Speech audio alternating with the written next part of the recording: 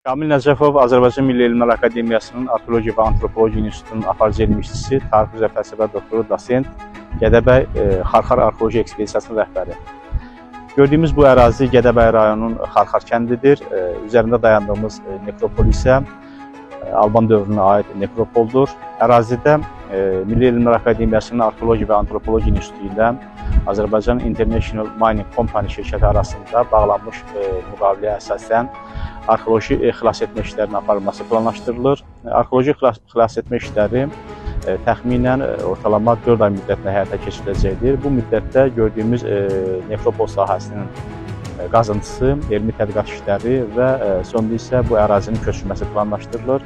Üzərində dayandığımız antik dövr nekropolun təxminən ilkin ehtimallara və ilkin fikirlərə əsasən xristianlığa qədərki dövrü və erkən xristianlıq dövrünü əks etdirir. Əksər qəbirlərin üzərində müxtəlif işarələr, xaç işarələrinə rast gəlinir. Bu xaç daşlar Azərbaycanın bir çox bölgələrində də rast gəlinir.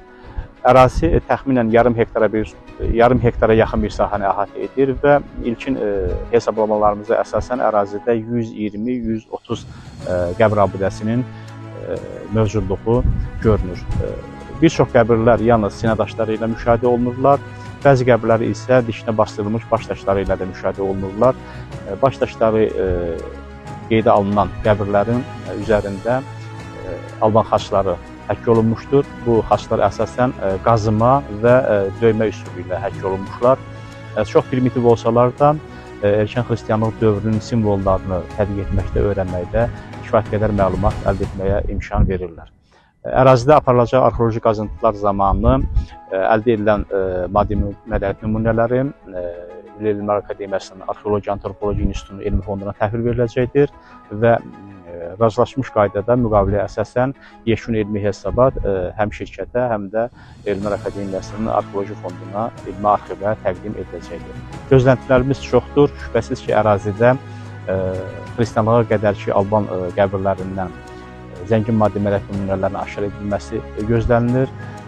Erkən xristianlıq dövründə salınmış qəbirlərdə isə dəfn adətinin öyrənilməsi, eyni zamanda əldə edilən sümük materialları əsasında, insan skeletləri əsasında antropoloji təhlillərin aparılması planlaşdırılır, antropoloji tipin müəyyən edilməsi planlaşdırılır.